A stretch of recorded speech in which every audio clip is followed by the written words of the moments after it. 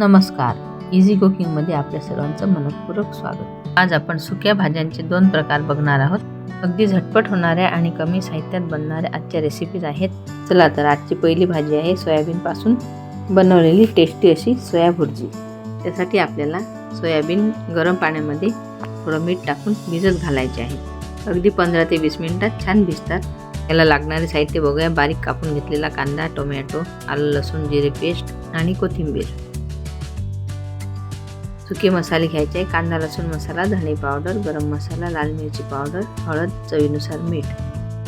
लाल मिरची पावडर आपल्या चवीनुसार कमी जास्त करू शकता. सोयाबीन आपले भिजलेले आहेत ते आपल्याला मिक्सरमध्ये ओबडधोबड बारीक करून घ्यायचे. फार बारीक चुरा नाही करायचा.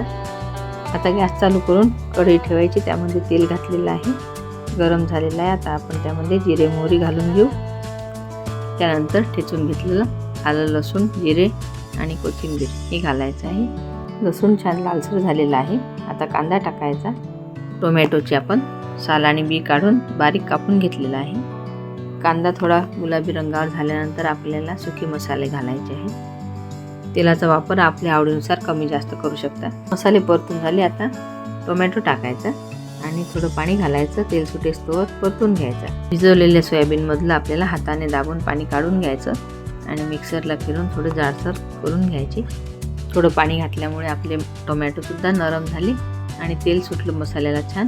बारीक केलेले सोयाबीन घालायचे, चवीनुसार मीठ घालायचं आणि कोथिंबीर घालायची. थोडा चाट मसाला घालायचा. मिक्स करायचं आणि सर्विंग प्लेटमध्ये काढून घ्यायची. ही झाली आपली टेस्टी सोया भुर्जी तयार. आता बनवायची कारल्याची सुकी भाजी. इथे कारल्याचे पातळ काप करायचे, त्याला थोडं मीठ लावायचं आणि बाजूला ठेवायचं. तसेच मोठा कांदा पातळ काप करून घ्यायचा.